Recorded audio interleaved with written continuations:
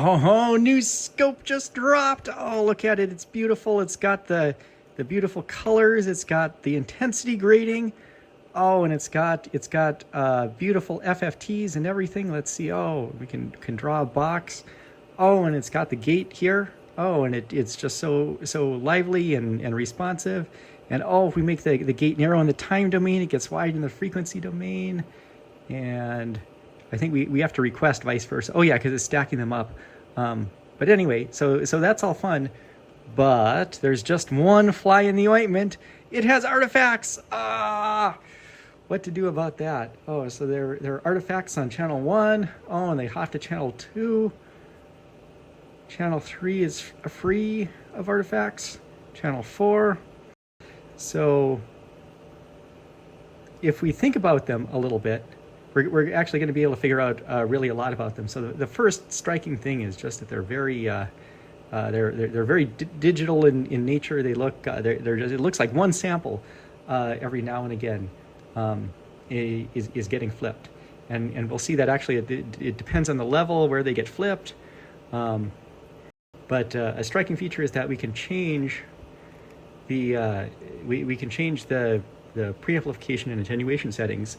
We can change the volts per division, and the artifacts stay the same size on screen. So like here, the artifacts would be like 2 millivolts tall, and if we zoom out, so to speak, here the artifacts would be like 2 volts tall, but you know, obviously they're staying the same size on the screen. So this actually tells us a lot. This tells us that this is not part of the analog, not part of the front end. It's not part of the coupling or attenuation or preamplification. It's somewhere in the digital side, you know, after analog digital conversion, or maybe processing. But actually, there's one more thing that tells us even more. So if we go into trigger settings, and let's see, hysteresis mode. We're going to turn hysteresis off. And what this does is this just 10 volts. There we go. Let's zoom in a bunch. Yeah, okay, that's behaving like I expect. So we've turned hysteresis off so it doesn't force it to go down before going up in order to get a nice clean trigger. It's just whenever it crosses the line, we get a trigger, and then we're in auto mode, so it also gets 20 bonus triggers a second or whatever, so that you can kind of see what's there in the screen. But what we're going to do is we're going to take this trigger threshold and we're going to sweep it through the signal. And the moment it touches the signal line, you see, oh, we get tons and tons and tons and tons of triggers. Tons and tons and tons, and then no triggers again. But you'll notice that the trigger line is still smaller than the artifacts. And so this tells us something very, very important. This tells us that the trigger subsystem does not see the artifacts. And let's look at a diagram, a schematic diagram of the scope to see why that's significant. So, let's see, settings, maintenance, service. Yeah, service 2, channels, there we go. Schematic diagram. So this subsystem does not see the triggers. The triggers are not there even after they've gone through this entire front end and arrived here at the subsystem. And this is significant because, like, if you destroy the front end with like a big overload, either that's going to pop or that's going to pop. If the most classic issue with a lot of these is that you have errors in the gigabit receivers, which are either there's going to be a problem transmitting from the ADC or receiving at the RTC. But no, none of that has any problems. It's the problems must occur after they get to the trigger subsystem. And so what's after the trigger subsystem? Well, writing to RAM, reading from RAM, and displaying. But the displays really looks pretty good. We're not getting pixel corruption or anything. We're getting trace corruption, and so that really kind of points. That kind of suggests that this is all, the trigger, the RTC is working correctly, the trigger is working correctly, the display is working correctly, so probably this is a RAM problem. So what can we do about that? Well, let's go find out. I could have also just asked the self-test what was wrong, and it would have told me. But hey, I got it right, and this way was a lot more fun. So. It agrees with me. The problem is the SDRAM, and let's go chase it down, take a look at it, and see if there's anything we can do about it. Alrighty, let's get this show on the road.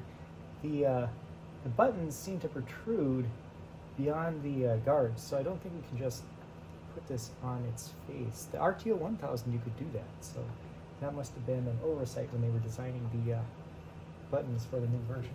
Unfortunate, but that's okay. Yeah, once they're taken off, the encoder don't stick out beyond the front, so I think we're all okay. Let's see. Let's verify. All okay there. Let's see. Let's check on you. Can you see it? Yeah, okay.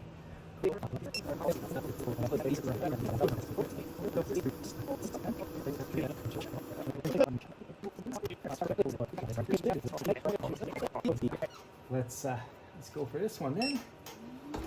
Oh, it's having trouble going this low. 100 degrees. Only 100 degrees. Can it handle it? Oh, it's having trouble. It's having trouble. But that's okay. Slow and steady. We'll try not to cook it. Have to remember that it does not have a built-in water cooling system like I do, so I have to be gentle with it.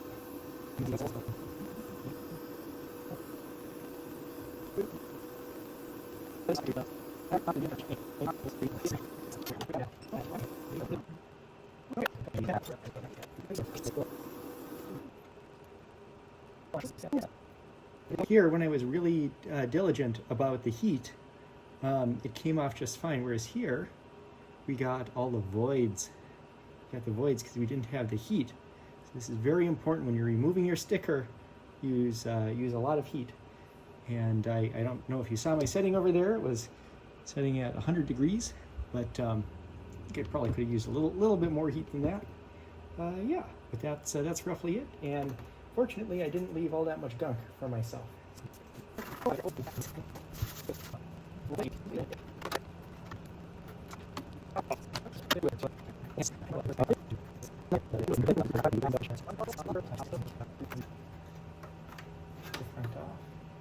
Oh, yes we can. We're in like Flynn. Oh, and it is a beauty.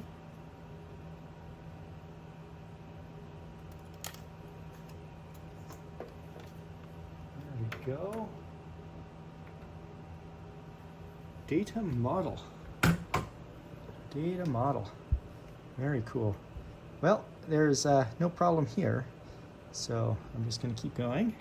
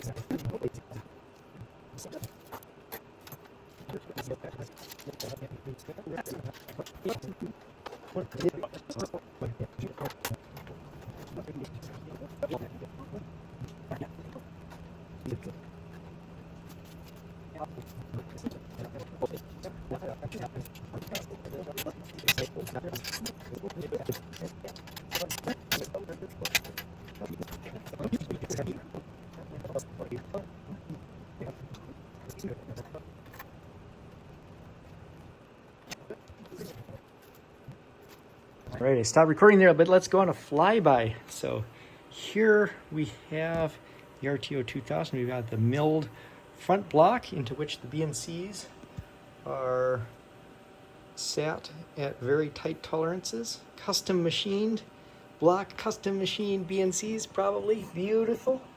We have the classic Rhodian Shores Grody block there too. I mean, sometimes you find the custom modules and they're brass or they're gold plated and they're beautiful, you know, or anodized, black anodized, or silver perfect machine surfaces. And then other times you got these Grody dipped modules. I don't really know what those are all about, but yeah, you know, maybe the dip gives it IR properties or something. I don't know. I don't know if I should touch it. Oh, but these are going to be the RAM chips that we're after back there. the ones that are kind of placed around the modules. And since what we're looking for is a channel 1 or channel 2, it's going to be one of these. I suspect that channel 1 happens on top though, and channel 2 happens on the bottom. So my suspicion is it's going to be one of the RAM chips in there.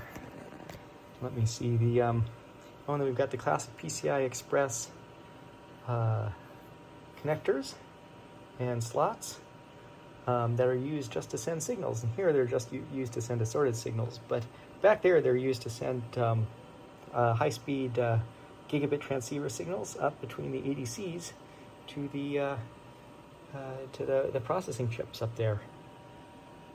Yeah, and those are more similar to actual PCI Express. And then of course the literal PCI Express is going from the chips through here, up the back plane, and into the computer, which I believe is there, and that's the power supply. Yeah, so probably these are the PCI Express into the computer. Cool.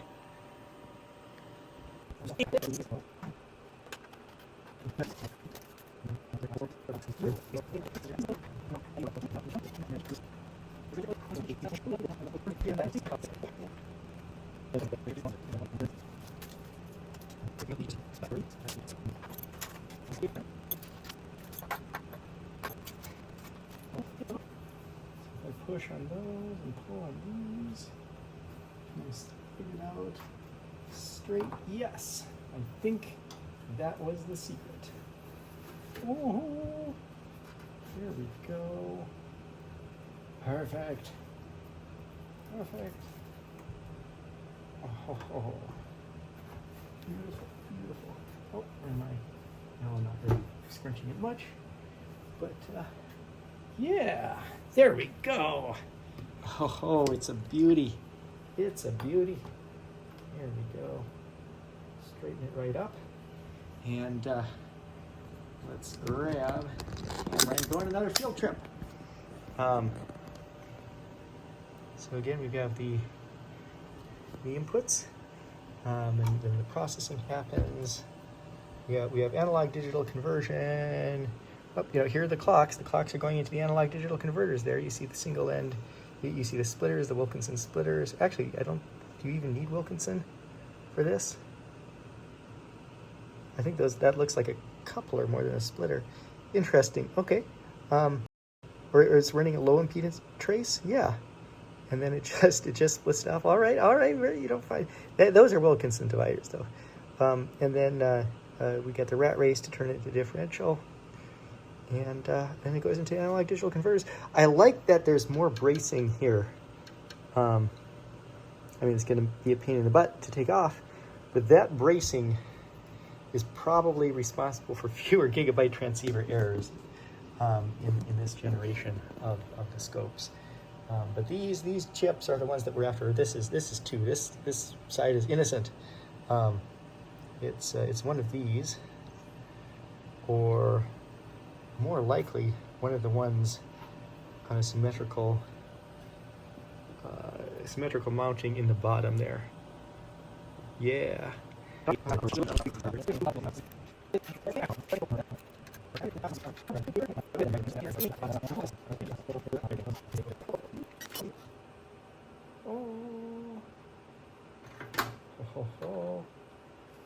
those are the ADCs. We can see the ADCs in back.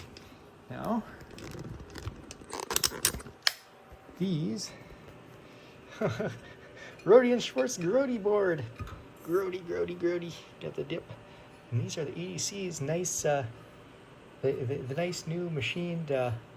They used to have staged where like the front one would have smaller fins and they have bigger fins as they got further back for even-handed heat distribution. But I suppose that that this fills up even more space. But yeah, I like the bracing that they have on the top and the bottom, because yeah, these gigabit transceivers would just have all the errors. So this bracing really makes me a lot more confident.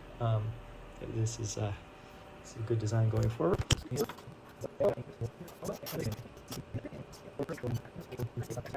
Yeah, these are the chips that are likely the culprits. We have channel 1, since this is upside down, left. left is going to be channel 1. See what I was getting at with the stage heat sinks, where this one gets air first, and so it can be smaller because it gets better, cooler air. This one is taller because it's getting hotter air, so it needs better thermal conductivity to sink the same amount of heat into a higher temperature airstream. But yeah, these are likely the chips. It's one of these. Oh, but yeah, so the hypothesis, I suspect that we're going to find out that the problem is like one of these chips that was near one of these screws. All right, debugging update. I have induced a fault. Oh yeah, if the front looks a little derpy, that's because it is connected by a ribbon cable. How convenient. That actually could be really useful for running this with the panel off, or running it outside of the case if we need to poke around.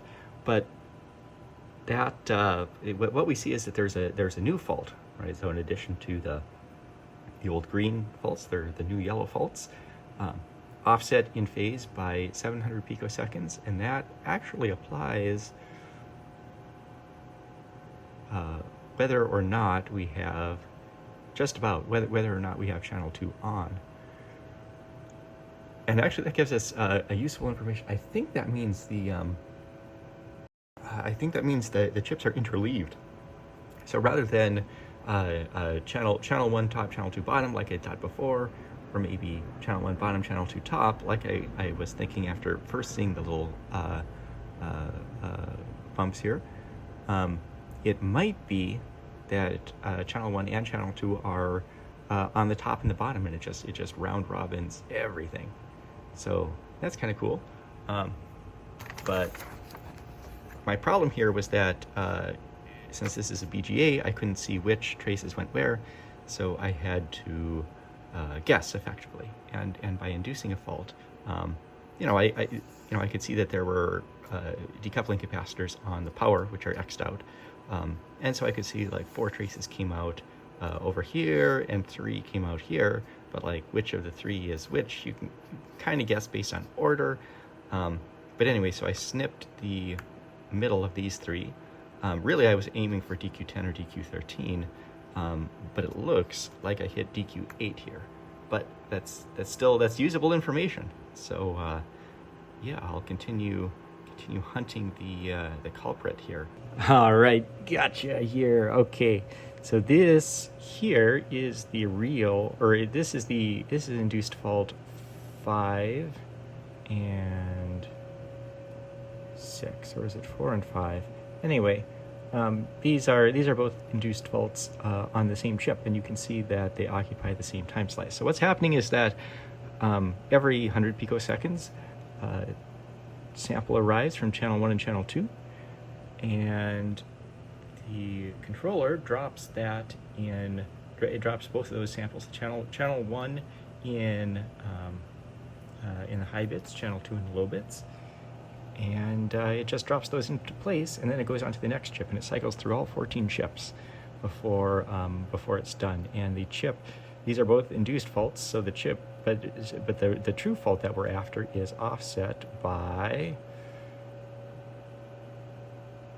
800 picoseconds. So it's 8 chips down the line. Now, I don't really understand how it alternates. Obviously, like it could be anything, but it looked like it was going clockwise every other sample. No, it didn't quite work out. So the true glitch is here, still at 800 picoseconds offset from induced faults 4 and 5 here. But the induced fault 6, which was supposed to lie on top of the glitch at 800 picoseconds, that is not on top of the glitch. It is offset by 300 picoseconds. So it's 3 chips later, when I thought it was 8 chips later. So yeah, I'm thinking the order might just be a little bit wacky. I'll have to think about this a little bit more. Oh, we got us another one, except instead of at 300 picoseconds, it is at 500 picoseconds. Okay, one more step. All right, so we have our markers here, 0 picoseconds. We have the true glitch here at 800 picoseconds. And then we have our latest induced glitch here at 400 picoseconds. 400 picoseconds, it's even because we have hopped through the board. This is an X-ray from 500 picosecond induced glitch 7. So now we can start rotating on the correct side of the board. It was on the back after all. At long last, we are on the correct side of the board and on the correct channel. So we have our markers here. We have at 0, we have the true glitch at 800 picoseconds, and we have the induced glitch at 200 picoseconds. Got it. So that's the true glitch, and then the induced glitch is the one that you see that's much greater in amplitude. Yeah, that's the other glitch bit. So yeah, we landed it on the same chip though. Oh, but yeah, the story of the 200 picosecond induced glitch. Oh, so it was a pad that was very close to the chip, and I was a little bit worried, but it went in at the same spot as one I was familiar with. So I thought, yeah, I think I got enough room to work with. I'll go for it. Well, exactly what I feared would happen happened, and then I couldn't get the solder in there, and then I kind of really, got it wet with the flux and put a big dab of it in there, but then it balled up and it curled up under the chip. Oh, so then I went and I fished it out. But still, whatever I did, like I started a methodology where I put a little bit of solder paste there and melt it down, but then it would always bead back to the pad rather than to the trace. So, but then I got one of those little trace repair things, and I connected it over, and like I first put a dab of paste to get the trace repair thing to solder to the trace, and then I followed up by soldering the pad, and it looked like it had good contact, but evidently something's broken. I don't know if I broke the trace while I was pulling it out, or if I don't have contact to the quality that I thought after all.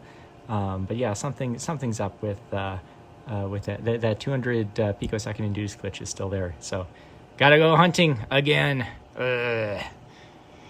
Oh, thank God.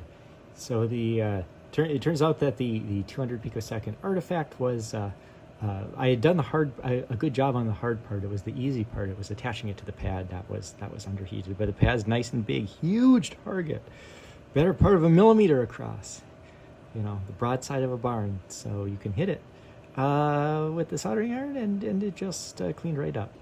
All right, so I got the markers deleted, and I got the extra bit on the target chip deleted, and so I'm about to button this up and wait for the chips to arrive.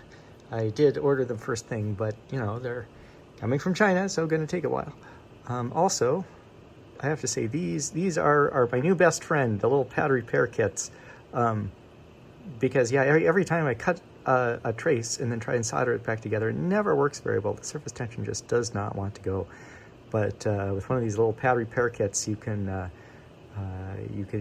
put a new trace where and bridge the old traces, and then the surface tension will be working for you rather than against you. Good stuff. Highly recommended.